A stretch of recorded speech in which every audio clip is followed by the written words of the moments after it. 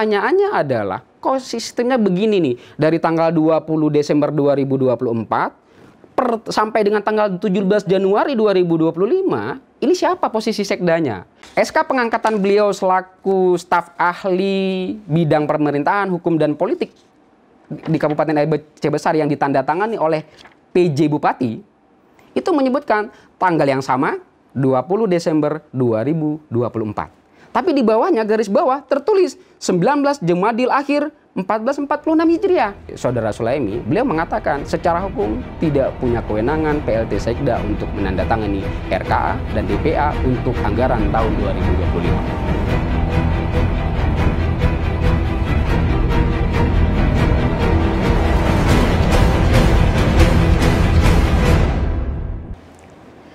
Assalamualaikum warahmatullahi wabarakatuh. Rekan Pehtem, dimanapun Anda berada, berjumpa lagi dengan saya Indah Rastikasari. Kali ini di episode ke-49 tahun kelima edisi Kamis 6 Februari 2025. Yang belum subscribe, like, share, komen, silahkan. Kami masih tunggu pastinya. Dan kali ini kita akan diskusi, kita akan cerita tentang tema kita hari ini, Sulaimi, Sekda Aceh Besar, somasi PJ Bupati. Kenapa kemudian? Benarkah kondisi keuangan Aceh Besar kacau di tangan Muhammad Iswanto? Oke, sebelumnya nanti kita akan bicarakan panjang lebar. Tapi sebelumnya saya pengen memberitahukan seluruh pemirsa Pehtem, sejauh ini pihak manajemen Pehtem sudah mengirimkan surat klarifikasi kepada PJ Bupati Aceh Besar. Berikut suratnya. Pemirsa Pehtem bisa baca di layar masing-masing. Surat tersebut bernomor 47 garing Pehtem garing 1 Romawi 2025 terkait dengan klarifikasi atau hak jawab oleh PJ Bupati Aceh Besar. Namun sampai saat ini belum ada tanggapan dari PJ Bupati Aceh Besar. Baik, kita ke tema hari ini dan sudah hadir di studio Pehtem yaitu Erliza Rusli SHMH selaku kuasa hukum mantan Sekda Aceh Besar Sulaimi. Assalamualaikum Bang Er. Waalaikumsalam warahmatullahi wabarakatuh. Apa kabar? Alhamdulillah, Bang Er gimana? Alhamdulillah sehat. Terima kasih Bang Er. Iya, sama-sama. Sudah sampai kembali ke Pehtem ya Bang? Kembali ke Pehtem. Ini luar biasa nih. Diajak lagi untuk menyampaikan sesuatu yang penting lah. Ya, salam untuk Abang. Ya. Pastinya. Oke, kita ke tema Bang. Ya. Tadi mungkin ada beberapa yang belum terlalu familiar dengan kemudian redaksi yang saya sampaikan. Jadi Sulaimi ini merupakan mantan Sekda. Betul. Yang dicopot oleh PJ Bupati Aceh Besar, Ya. Bapak Muhammad Iswanto. Itu per 20 Desember 2024 Ya. surat tersebut. Nah, selaku kuasa hukum Bang Er, pasti kan beliau menceritakan kepada Anda. Betul. Kenapa kemudian beliau dicopot? Kita ke situ dulu nih Bang Er. Boleh. Jadi saya mau bilang begini. Mungkin bahasa pencopotan itu adalah bahasa-bahasa teman-teman media, sah saja. Tapi saya menggunakan bahasa yang lain dari teman-teman.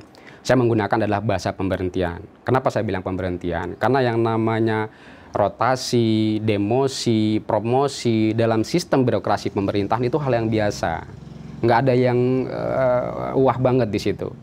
Itu hal yang biasa. Kenapa saya katakan biasa? Seseorang kemudian berkinerja baik dipromosikan untuk naik jabatan. Bisa saja orang yang sudah memiliki jabatan karena berkinerja buruk diturunkan. Bisa. Artinya Pak Sulaimi berkinerja buruk? Bukan begitu, tapi itu hal yang biasa. Okay. Ya, jadi kan ini tergantung penilaian dari pimpinan. Jadi pimpinan di atas punya kewenangan untuk menentukan penilaian terhadap atas bawahannya. Jadi itu hal yang biasa.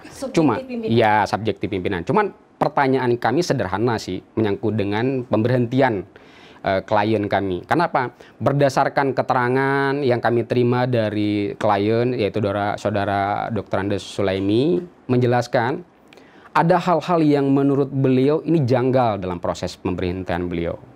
Oke, ada yang janggal. Ada yang janggal dari sistem hukum administrasi pemerintahan. Dari sistem hukum kita Jadi, kita korelasinya ngomongin hukum nih. Karena nggak ngomongin like and dislike. Nggak ada urusan kita suka, tidak suka, nggak ada urusan. Tapi dalam koridor hukum administrasi pemerintahan. Baik. Yang pertama saya ingin jelaskan begini. Proses pemberhentian saudara Sulaimi dari yang namanya Sekda itu jelas tertulis di dalam SK yang dikeluarkan oleh PJ Gubernur tanggal 20 Desember 2024. Tertulis di situ 18 Jumadil Akhir 2024. Oke. Berarti maknanya apa? Terhitung sejak hari itu, Saudara Sulaimi ini bukan lagi sekda. Dia tidak punya kewenangan apapun lagi terhadap yang namanya posisi sekda di Kabupaten Aceh Besar. Pertanyaannya, dilantik baru tanggal 17 Januari 2025. Baru dilantik? Baru dilantik. Last minute dalam keadaan dipanggil ke ruangan PJ, diberitahukan dilantik. Nah ini kan jadi aneh ini. Apa jabatan beliau sekarang, Bang? Jabatan beliau itu staf ahli dalam staf ahli bidang hukum politik. Bidang hukum politik. Saya nanti Dan dilantik tanggal 17. Tanggal 17 diberhentikan dan dilantik pada hari itu juga. Jadi pertanyaannya adalah, kok sistemnya begini nih? Dari tanggal 20 Desember 2024 sampai dengan tanggal 17 Januari 2025, ini siapa posisi sekdanya? Kemudian pertanyaannya, kenapa tidak dikasih tahu jauh-jauh hari? Tidak ada info? Tidak ada informasi, sehingga Saudara Sulaimi ini sekda menjalankan aktivitas rutinitas sebagai sekda dari tanggal 21 Desember 2024 sampai dengan pelantikan 17 Januari 2025. Kapan Pak Sulaimi tahu? Kapan beliau tahu? Ya itu pada saat hari pelantikan. Hari pelantikan tanggal 17 Januari. Beliau tahu beliau bukan sekda lagi. Beliau bukan sekda lagi. Jadi itu kan jadi pertanyaan besar buat beliau. Rentang waktu itu beliau masih melaksanakan tugas, masih ada beberapa hal yang beliau tanda tangani sebagai sekda. Kenapa? Ketidaktahuan beliau tadi. Ini kan azas keterbukaan dalam sistem administrasi pemerintahan daerah kan tidak baik begini nih. Apalagi dijalankan yang mohon maaf ya, seorang PJ. PJ itu saya yakin paham betul beliau tentang administrasi pemerintahan. Paham betul. Kalau seandainya seorang politisi mungkin bisa jadi, karena dia butuh lagi orang-orang lain untuk menjelaskan bagaimana administrasi pemerintah. Tapi ini seorang PJ yang notabene-nya adalah pegawai negeri sipil, pasti dipaham betul. Dan ini terjadi. Jadi ada apa ini? Nah, kemudian dalam SK yang dikeluarkan oleh gubernur terhadap pemberhentian beliau tanggal 20 Desember 2024 tersebut di situ dalam konsiderannya adalah berdasarkan pengusulan yang dilakukan oleh PJ Bupati Aceh Besar kepada PJ Gubernur Aceh. Diusulkan oleh PJ ya, Bupati. Diusulkan itu maknanya apa? Ada surat yang disampaikan oleh PJ Bupati. Masuk surat. Ya. Itu secara administrasi. Ya, administrasi. Kemudian PJ Gubernur menerima. Atas penerimaan tersebut nanti kan dilihat berkas-berkasnya, ada yang namanya UKOM, kemudian ada rekomendasi dari BKN. Itu kan ada syarat-syarat yang harus dipenuhi. Oke, dan itu terpenuhi. Proses pergantian. Ya, dan itu terpenuhi. Kita akui itu terpenuhi. Walaupun mungkin dalam proses mekanismenya ya kita tidak paham lah yang namanya bagaimana sistem administrasi pemerintahan. Kita nggak tahu. Tapi di situ jelas dalam SK tersebut yang dikeluarkan oleh PJ Gubernur menyebutkan memang atas pengusulan, tapi atas pengusulan itu tidak disebutkan surat tanggal berapa, nomor berapa dari PJ Bupati. Oke, pengusulan itu tidak disebutkan. Tidak disebutkan dalam konsideran. Seharusnya disebutkan juga secara detail. Karena nggak boleh. Ini mohon maaf nih dalam tanda kutip, ini bukan UD, ini bukan usaha dagang. Ini pemerintahan. Jadi yang namanya gubernur pada dasarnya dia buat SK berdasarkan pengusulan dari PJ. Maka nomor berapa, tanggal berapa, ini tidak disebutkan. Hanya berdasarkan pengusulan nomor tanggal surat berapa itu. Kan nggak boleh. Misalnya gini, saya misalkan, saya analogikan sederhana. Saya seorang PJ mengusulkan kepada gubernur. Otomatis kan saya nggak ngomong by lisan. Iya. Kan saya ngomongnya harus berdasarkan surat.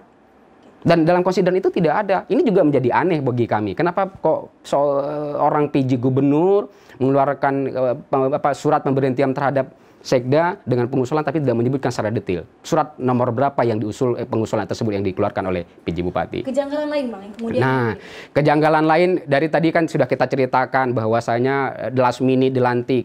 Seharusnya dalam peraturan BKN nomor 7 2017 itu menyebutkan seorang pejabat tinggi di lingkungan birokrasi pemerintahan, pada saat dia hendak dilantik, itu harus diberitahukan dulu 1 hari sebelum pelantikan. Minimal 1 hari. Ya, diberikan undangan. Karena itu peraturan loh. 1 hari. Ini tidak. Beliau tidak tahu apa-apa. Yang disampaikan kepada Anda bagaimana ketika dipanggil itu? Beliau menceritakan kepada kami selaku kuasa hukumnya, beliau datang beraktivitas seperti biasa sebagai sekda, tiba-tiba dipanggil dengan pakaian yang ya viral itu, yang pakai warna pink kayak jilbab begitulah kira-kira kan. Dipanggil ke ruangan Pak PJ, kemudian ini cerita beliau, kemudian berhentikan, dilantik ya. Beliau sebagai anak buah dari seorang yang namanya atasan kan tetap harus menjalankan apapun apa yang diperintahkan oleh atasan. Dan dalam sistem birokrasi pemerintahan itu hal yang wajar. Tapi itu tadi bertentangan. Karena dalam peraturan BKN itu dijelaskan 1 hari sebelum hari H pelantikan harus diberitahukan kepada yang bersangkutan. Agar apa? Karena itu peraturan agar dia juga siap-siap. Dalam Permendagri, tadi saya lupa nomornya, tapi tahun 2024 juga menjelaskan Permendagri. Nanti bisa kita cek Permendagrinya. Di situ juga disebutkan proses pelantikan pejabat tinggi itu harus menggunakan pakaian sipil lengkap. Proses pelantikan. Pelantikan. Tadi kan 1 hari. Okay. Maknanya 1 hari itu apa? Agar dia menyiapkan. Jadi itu juga tidak terjadi. Jadi ada prepare. Pakaian sipil lengkap yang disebut dalam Permendagri itu berarti maknanya apa? Ya pakai jas lah, pakai dasi. Artinya saat dilantik dengan pakaian viral itu. Alami begitu saja. Ini kan jadi aneh nih. Dengan sekda yang baru. Sekda yang baru beliau tidak menceritakan. Tapi juga berarti bukan beliau sendiri kan yang dilantik pada Nah, waktu itu beliau tidak menceritakan apakah pada hari itu dilantik PLT Sekda, beliau tidak cerita. Tapi beliau hanya cerita proses pelantikan beliau, pemberhentian beliau seperti itu hari itu. Dan beliau merasa ini adalah hal-hal yang tidak lazim dalam sistem hukum administrasi pemerintahan. Sehingga beliau berpendapat ya, saya kan punya hak hukum untuk menyangga, untuk menggugat. Ya kami selaku penasihat hukum kan pasti menjelaskan kepada beliau bahwasanya Anda sudah punya hak memang. Di media juga muncul Bang terkait dengan ancaman. Apa juga disampaikan kepada Anda? Nah, tapi sebelum ke ancaman itu saya mencoba untuk menjelaskan terlebih dahulu. Ada hal yang menarik juga nih. Tentang tadi kan saya sudah jelaskan bahwasanya SK yang dikeluarkan oleh gubernur terhadap pemberhentian beliau itu PJ gubernur adalah tanggal 20 Desember 2024. Tertulis bawah, ya. Kemudian 18 Jumadil Akhir 1446. Ya, 14 ya, betul. 1446 Hijriah. Namun hal yang aneh dan uniknya lagi, SK pengangkatan beliau selaku staf ahli bidang pemerintahan, hukum dan politik di Kabupaten Aceh Besar yang ditandatangani oleh PJ Bupati itu menyebutkan tanggal yang sama 20 Desember 2024. Tapi di bawahnya garis bawah tertulis 19 Jumadil Akhir 1446 Hijriah. Tanggal yang sama di atas tapi tanggal hijriahnya beda. Nah, ini kenapa ini? 18 ke 19 itu yang mau yang dilihatnya. Iya, ini kan administrasi loh. Seperti yang saya bilang tadi, ini administrasi ini harus tertib, cermat, rapi. Ini kan tidak cermat ini. Yang tadi sudah kita ngomong azas keterbukaan tidak ada. Kenapa? Proses pelantikan ini juga ketidakcermatan juga. Dan ini tidak lazim dalam proses administrasi pemerintahan. Dimanapun. Tidak lazim ini. Kesalahan ini fatal. Sangat fatal dalam sistem hukum administrasi. Dan dihukum juga Pak Iji? Ya, sangat fatal ini. Dan ini kita ya sebagai orang-orang yang paham hukum ya memberikan edukasi kepada klien. Ini menjadi pertanyaan kenapa? Dan beliau juga tidak bisa menjelaskan. Nah, mungkin pada kesempatan ini yang bisa menjelaskan ini adalah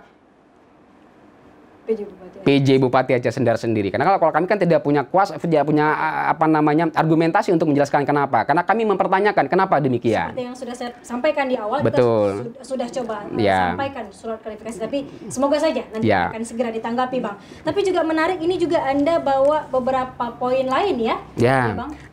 Nah ini menyangkut dengan, ini nih jadi aneh juga nih pertanyaan kami lagi nih. Jadi lagi-lagi bertanya terus nih. Banyak pertanyaannya. Tadi sudah jelas. Beliau diberhentikan oleh PJ Bupati, dilantik sebagai PJ Bupati tanggal 20, diberhentikan tanggal 20. Kemudian Bupati Aceh Besar mengeluarkan keputusan.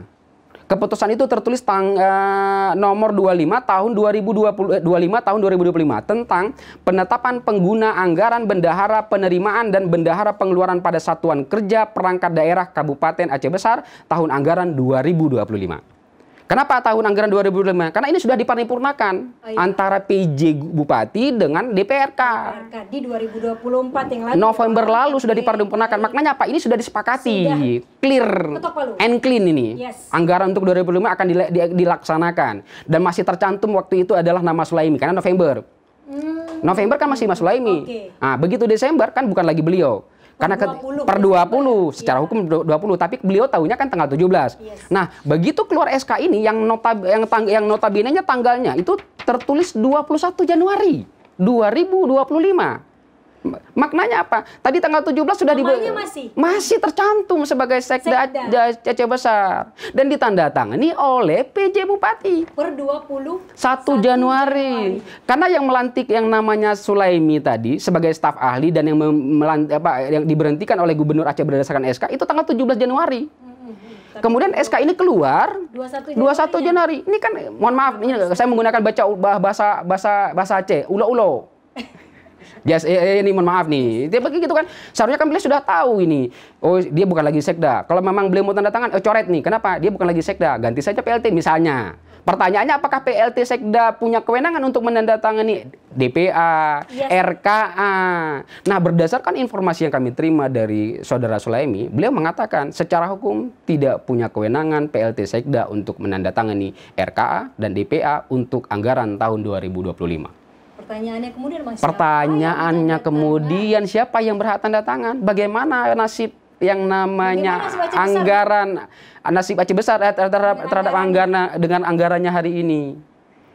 Yang bisa menjawab bukan kami juga, tapi ini berdasarkan informasi yang kami terima dan berdasarkan informasi yang kami terima dari Saudara Sulaimi, beliau menjelaskan yang berhak menandatangani ya Sekda definitif. Sekda definitif. PLT tidak punya kewenangan. PLT tidak punya kewenangan. Artinya sejauh Sekda definitif? Iya. Kapan sejak Sekda definitif? Kan SK-nya masih memerintahkan harus segera Sekda definitif. Pertanyaannya, PJ punya kewenangan nggak untuk mengangkat Sekda definitif? Karena biasanya Sekda definitif itu apakah nanti ini benar atau tidak? Apakah harus dilantik oleh gubernur yang terpilih secara definitif? Terpilih, oke. Nah, ini pertanyaan kita bersama-sama nih. Nanti biar dijawab oleh teman-teman dari pemerintahan Kabupaten Aceh Besar. Kalau seandainya ini juga menjadi kendala, bagaimana nasib anggaran Aceh Besar untuk 2025? Ya minimal dari Januari sampai dengan Juli lah. Karena kalau seandainya akhir Juli nanti ada RAPBK perubahan. Masih ada perubahan nanti. Ya, jadi kan ini jadi pertanyaan juga. Setengah tahun ini apa kabar, Bang? Wallahualam kalau saya tidak bisa mempersepsikan bagaimana kabarnya. Karena yang berhak untuk menjelaskan ini sebenarnya adalah teman-teman dari pemerintahan Kabupaten Aceh Besar. Bagaimana nasib anggaran untuk 2025. Cuman yang menjadi informasi yang kami terima dari Saudara Sulaimi selaku klien, beliau menyatakan yang berhak menandatangani itu adalah Sekda definitif. Clear and clean. Berarti kita tanya lagi, kalau seandainya PLT Sekda tidak berhak, karena kan posisi pengganti beliau itu PLT, bukan Sekda definitif. Nah, jadi kami tanya lagi, ini bagaimana ini? Tidak bisa, karena apa? Pada saat penyusunan anggaran, nama beliau masih tercantum sebagai Sekda. Jadi inilah azas saya bilang keterbukaan tadi. Seharusnya kalau dan beliau juga sempat menyampaikan, Pak Sulaimi menyatakan, saya sebenarnya kalau jauh-jauh hari dikasih tahu saya mau diberhentikan sebagai Sekda, welcome. Berbesar hati saya demi Aceh Besar, bukan demi kepentingan pribadi beliau. Nggak ego banget beliau harus menduduki posisi itu pada saat beliau menceritakan. Nggak ego beliau.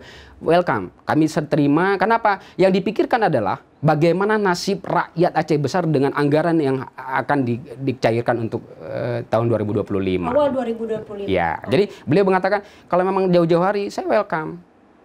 Saya akan mensupport. Tapi begini, ini kan administrasinya jadi kacau ini saat ini. Oke. Kondisinya memang seperti itu hari ini, Pak? Hari ini sudah terjadi. Kalau kita bilang nasi sudah menjadi bubur, bagaimana memperbaiki? Ya tinggal kebijakan. Menjadi enak nanti. Bagaimana nanti biar meramunya, biar teman-teman dari pemerintahan lah yang bisa untuk meramunya, biar agar bubur tersebut menjadi enak. Anda, Bang. Ya. Isu dislike itu, Bang, berhembus seperti apa kemudian ke Anda? Nah, kalau like and dislike itu saya pribadi sih tidak mendapatkan informasi yang akurat dari Pak Sulaimi sendiri, karena beliau juga masih sebagai status ASN, masih setia. Siapapun yang namanya atasan kan sumpah jabatan, sumpah kesetia dalam menjalankan tugas sebagai ASN itu masih beliau tetap laksanakan sampai dengan saat ini. Nah, masalah kemudian berkembang isu-isu like and dislike itu saya kira publik lah yang bisa menilainya ya. Kalau kita kan terlalu jauh, nanti terkesan tendensius kita nanti. Tapi kan beliau sampaikan ke Anda, Pak. Ya, paling ancaman juga, Bang, ini ke situ. Nanti larinya ke situ. Paling kalau like and dislike dia nggak ceritakan Oke. secara jauh bagaimana like ini like. Beliau hanya mengatakan apapun yang diputuskan oleh pimpinan terhadap beliau terima. Ancaman udah sampai ke media, Bang. Ya. Apa yang disampaikan? Nah, kalau itu itulah saya bilang, ya ini dulu apa namanya yang masalah like ini like beliau terima. Kenapa? Ya itu keputusan pimpinan. Cuma masalah dalam keputusan itu beliau menyanggah keberatan itu hak beliau secara hukum. Nah, sampai kita tentang pertanyaan Kak Indah tadi menyangkut dengan ancaman. Ancaman ini hal yang bagi beliau sebenarnya tidak mau mempermasalahkan, tapi karena merasa hati yang tidak enak tadi dari perasaan beliau yang paling dalam, posisi pelantikan secara tiba-tiba, kemudian beliau keluar, ini menurut keterangan beliau keluar dari ruangan pelantikan dengan baju yang seadanya tadi, karena last minute tadi, begitu keluar, beliau kemudian menerima ancaman yang menurut beliau, cerita beliau itu berinisial MUL kata beliau. Ancaman itu ya diancam oleh berinisial. Ya, MUL. Dan itu di lokasinya ada di ruang tunggu. Tapi di media udah jelas Bang namanya. Ya, nanti kan itu teman-teman media lah. Oke. Tapi kalau kita kan masih tetap praduga tidak bersalah. Dan itu semuanya kan, jadi ini masalahnya juga apakah tidak tertutup kemungkinan perdamaian? Pasti. Karena saya lihat Pak Sulaiman orang yang sangat berbesar hati. Tapi apa kemudian kenapa diancam gitu Bang? Nah itu pertanyaan sederhananya begini. Jadi beliau juga jadi aneh. Saya ceritakan begitu beliau keluar dari ruangan, bertemulah dengan yang bersangkutan. Begitu bertemu, kemudian mengeluarkan kata-kata yang tersebar di media itu, mengeluarkan kata-kata itu menurut cerita beliau. Dan beliau mempertanyakan, apa yang saya lapor ke Polda? Tahu apa kamu tentang keseharian saya? Saya kenal siapa di Polda? Itu pertanyaan. Sebelumnya kenal tidak Pak Ya namanya orang yang berseliweran, kemudian ya kenal, tapi tidak punya hubungan apapun, nggak ada punya hubungan pekerjaan. Kemudian ya saya kayak Kak Indah lah, kita kenal, tapi kan saya tidak harus mengorek siapa Kak Indah, kan nggak ada. Jadi beliau sebatas itu. Tapi begitu beliau diancam, bilang bek lapor-lapor. Nah bahasa beliau nih, ini saya kutip bahasa beliau, bek lapor-lapor, kamu bawa Polda, kamu bawa Polda. Beliau terkejut.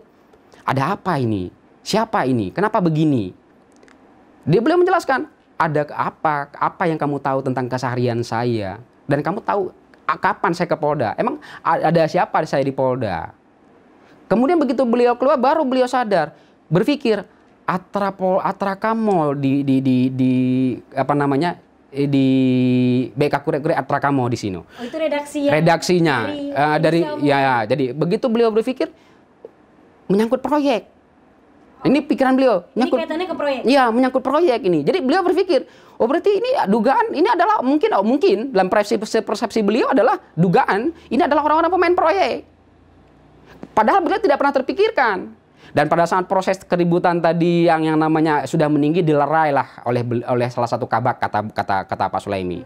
Ya begitu, beliau tidak menghiraukan lah, ya keluar, pulang, kemudian mengamasi barang-barang, keluar dari ruangan sekda, mengembalikan semua aset-aset yang diberikan oleh pemerintah sebagai sekda, ada mobil dinas yang lain, beliau kembalikan semuanya. Per 17 Januari itu. Ya? Per 17, karena hari itu beliau baru tahu, beliau kembalikan semuanya. Nah, atas dasar itulah beliau kemudian ya berkomunikasi dengan kami selaku tim hukum, menanyakan ini bagaimana. Ya kita jelaskan, nggak boleh dalam negara kita ini sekarang ancam mengancam. Baik. Apalagi ancam itu tanpa bukti.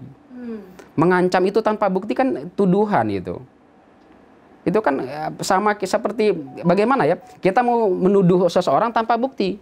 Sama saja fitnah ujungnya.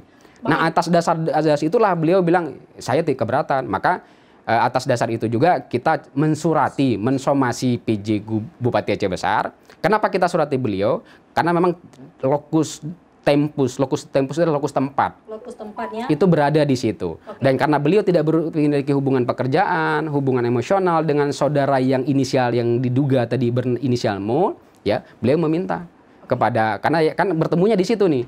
Dan beliau mengatakan Atra apa? Sementara kalau kita bilang posisi beliau sekda loh. Ini orang luar loh yang punya kewenangan sepenuhnya terhadap sistem pemerintahan itu ya PJ Bupati dan sekda kan?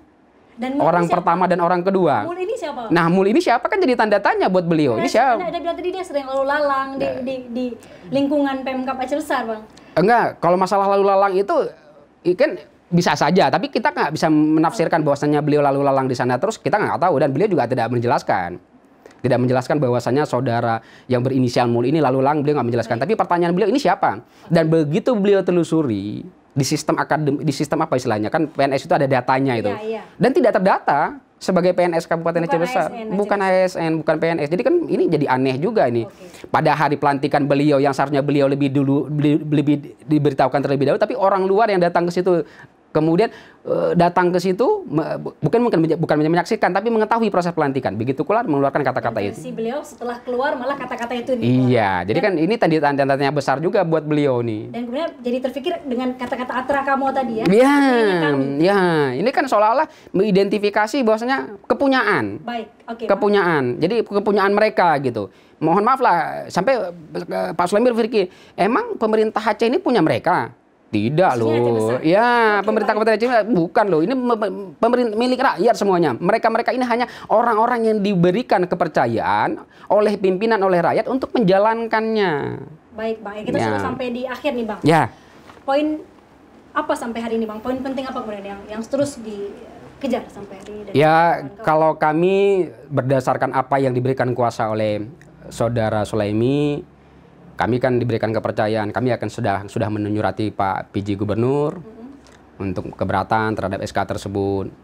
Karena dalam sistem administrasi pemerintahan sudah disebutkan di situ, setelah seseorang menerima surat keputusan pemberhentian dan dia tidak menerima terhadap keputusan tersebut, diberikan waktu 14 hari untuk mengajukan keberatan. Dan kami sudah ajukan. Nah, keberatan itu dari kapan Bang? Ya, sejak 22 Januari kita menerima kuasa. Oke, 14 kan hari. Ya 14 hari kan seharusnya 14 hari itu dari 17. Oke. Karena kan beliaunya tahunya 17.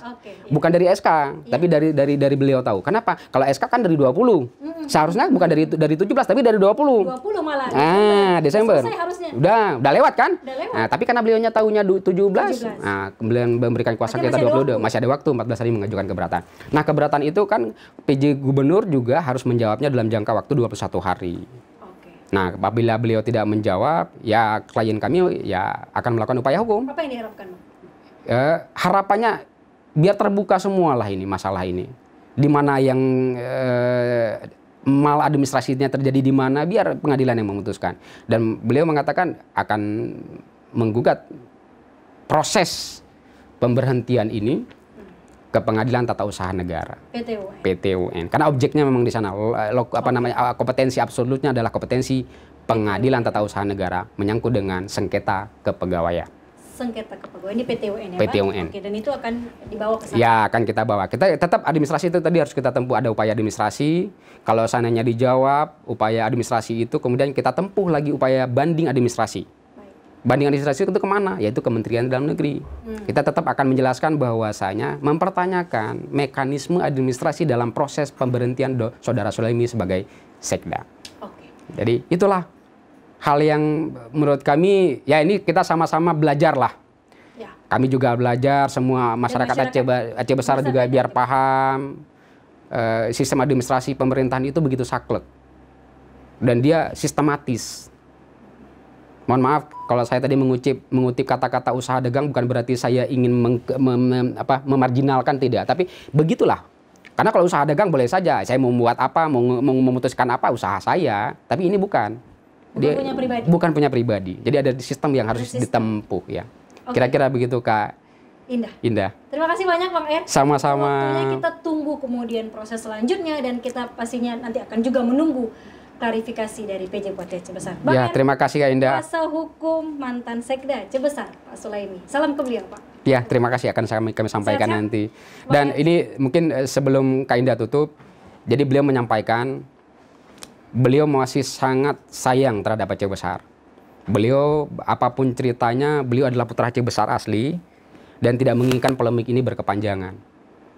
Kalau memang ada solusi yang terbaik, alangkah baiknya anggaran ini jangan sampai tertahan. Kenapa? Demi kepentingan Aceh Besar.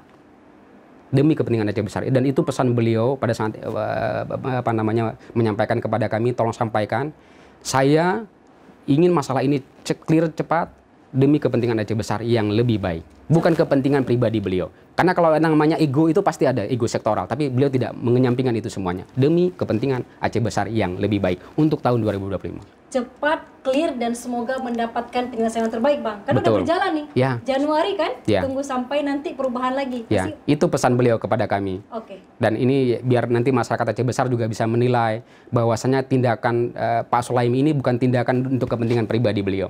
Tapi beliau hanya ingin meluruskan bahwasanya ada sesuatu yang salah dalam sistem administrasi pemerintahan.